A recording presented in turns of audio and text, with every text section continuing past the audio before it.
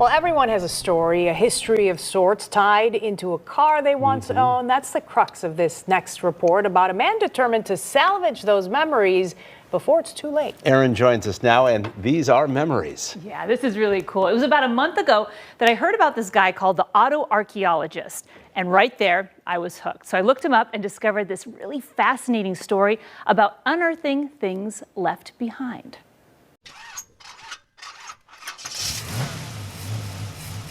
Hey, automotive adventurers.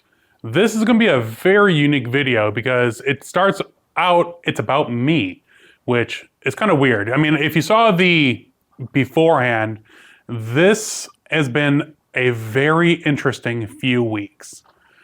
2 weeks ago, or actually a month ago now, before my trip to Detroit and before my trip to St. Louis, Erin McElroy of the WGN9 news team contacted me, and she's like, hey, I really think what you're doing is very interesting. Would you be interested in us doing a feature on you? And I'm like, sure, what would you have in mind? She's like, we would like to go and see you doing what you do. And I'm like, really? I thought it'd be more like you come to my garage, you do a little interview. So like, no, we want to see you doing what you do. And I'm like, okay, well, that's easier said than done. They wanted something with a lot of cars, a lot of content to show what I was doing, and I gave them a list of about 10 places within 2 hours of Chicago that we could do, because that was about their range. They're based just outside of downtown Chicago, so they would be going, actually they'd be going from their homes, but they had to get equipment from WGN. So we planned like by 11:30 a week ago, or 2 weeks ago now, and what Erin chose was to go to Mopar City in Oregon, Illinois, which was really cool because that had a lot of exactly what they're looking for. There's a lot of cars, there's a lot of history, there's a lot of nooks and crannies, and a lot of really good, picture opportunities to frame what I do. So a few weeks ago, I picked up my friend Steve and we drove out to Mopar City. I called Larry and Mike, who Larry owns Mopar City and runs it, and Mike is his second in command, and told them, I'm like, hey, this is what's going on. Are you guys game with it? They're like, yeah, absolutely not a problem, whatever you need. And I'm like, thank you. So that's what we did. We went out there and they gave us carte blanche, whatever we needed to do. We set up in their parts room. That's where you see the interview portion of it, where there's parts behind me and I'm in front of the camera directly. That's where we shot that because we thought it was really cool with all the cool parts behind me. That was all intakes and air cleaners. The other way, which I'll show you in pictures here during this video, we didn't quite want to shoot long distance because that gives you a weird depth of field when you're trying to do an interview. And Erin's camera woman, Aubrey, she was amazing. She knew exactly what to shoot, where to shoot it. She set it all up. She just wanted a little direction. She wasn't a big car person, so she wanted me to point out a few points of interest so that way she knew what to frame and what not to frame. And for 3 hours, we went through and documented a little bit of everything that I do, from photography to video work. They used some of my drone footage, which was really neat, which was unexpected. I'm glad that they did. Erin seemed to have a very nice time. She seemed genuinely excited about it. So when we were walking around, she was taking a lot of pictures. I was taking pictures, of course.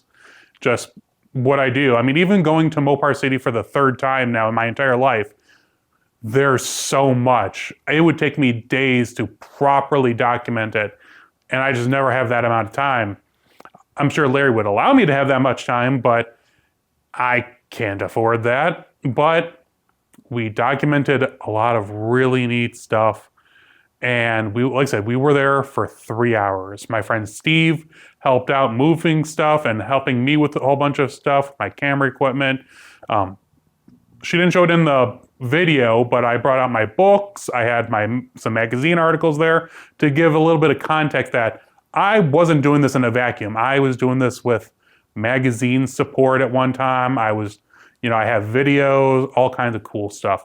So I wanted to give her the overall picture of what I did. And I'm terrified of seeing myself. I can do this, like I can talk to a camera and I can be in front of it because I'm talking about something else. I hate being the center of attention, focused. Like, it took me 2 days to watch the feature. I will have a link to the feature that they did on me in the description below.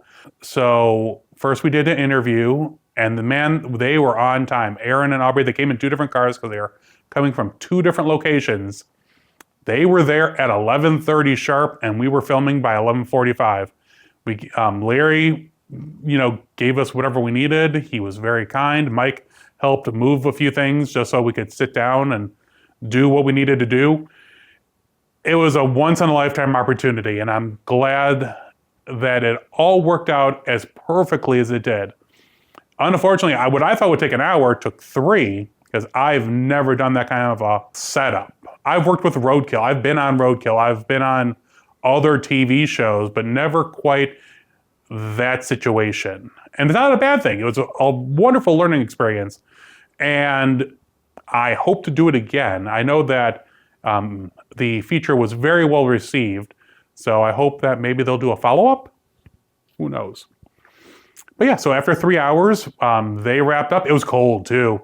We had a cold, it was the day before it was 70, then it was in the 40s, I think maybe even the 30s. There was snow when we were driving out there I was driving from Chicago to Oregon, Illinois, where the yard is. And so when we were walking out through the yard, I mean, you could see Erin, she was bundled up, I think in 3 layers. I was in 3 layers also. My friend Steve, he had hats on. He had 3 layers, or at least 2 good layers. I mean, it was cold. And being in that, it's farm field all around Mopar City, the wind just blows through like you wouldn't believe. I never even took my drone up on the actual day of the shoot because it was so windy. I was terrified that I'd lose it. So after the 3 hours, we said our goodbyes, and Erin and Aubrey went their separate ways. Steve and I went into Oregon, Illinois, hoping that Larry and Mike would come with us. Unfortunately, they didn't have anyone to handle the phones, so they were ringing off the hook. It was crazy. So they had to stay back, unfortunately. We went to downtown Oregon. Steve's friend owns a train car that's being restored at the Oregon, Illinois depot, which was really neat to see up close. And then we headed back. And then a few days later, I went to Rockford for another adventure, which I'll only show a little snippet here because there's a lot of stuff coming up. And to go on that point, I've been using my new gimbaled camera a lot more. I know it's not perfect. I'm still getting the use of it, trying to control it more often. My setup, I'm finessing it every time, but I'll show a few little clips of things to look forward to in the coming weeks because we have a lot of really neat stuff planned. I have a lot of really neat stuff planned. I got some stuff. I'm going to be writing an article for Hemmings. Don't know if it's going to get published in a magazine because there only is 1 magazine left. We got a lot of cool stuff coming up at McCacken. The McCacken Barn Finds display is already over half full. And at the rate we're going, we should probably be full in another month, I believe. So if you have a cool car, let me know because we are always looking for cool stuff. We just let in I think a 70 SS LS6 Chevelle. There was a 442. We just let in a really cool GM vehicle. And I got some Mopars that are coming out of the woodwork. So yeah, that was a really good few weeks. Going from Detroit, then to St. Louis, and now back to Chicago, and doing the feature with WGN9. And then, of course, everything had to come to a crashing halt. Unfortunately, the reason this video is late is my mother had to put down her puppy, Crinkle, Brut, yesterday. And he's been with the family for over a decade, and he was well loved by everyone. So I was with her in her time of need, and we're all still reeling from it because he was such a good dog. But just not to leave on a sad note, but That's what's going on. And unfortunately, it's good and bad. It's usually how my life goes. It has to be the rubber band effect of life. All these little good things end up in one really bad one. But this weekend, or actually Tuesday, we're heading up north. Our place in Wisconsin, the family place in Wisconsin, opens up for the season. So a lot more Wisconsin stuff coming up. Once we get settled in up there and I start, then there's Jefferson in 2 weeks. Also the same week, so Jefferson swap meet is only Friday and Saturday. Sunday is the Mopar swap meet at Foxview Lanes outside of Milwaukee. So it'll be perfect. I can do all three, one in just real quick. Hopefully sell all my parts that I'll be digging out over here pretty soon. And then after that, I don't know, Power Tour? Getting the blue car ready for Power Tour. Got a lot of rattles and clunks that I gotta figure out what's going on.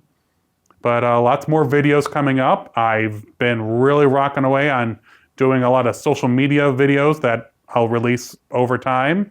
I've been cranking on the YouTube videos. A lot more coming up, and I have a lot more in the can. Just takes time to edit and work it out, but don't forget, every Monday I drop a new video, and I'm dropping social media content every day on all the links below.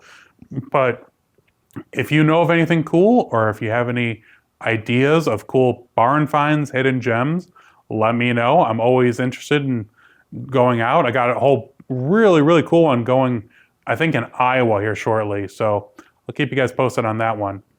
Until then, everyone, stay safe, hug your pets, and I'll see you all soon.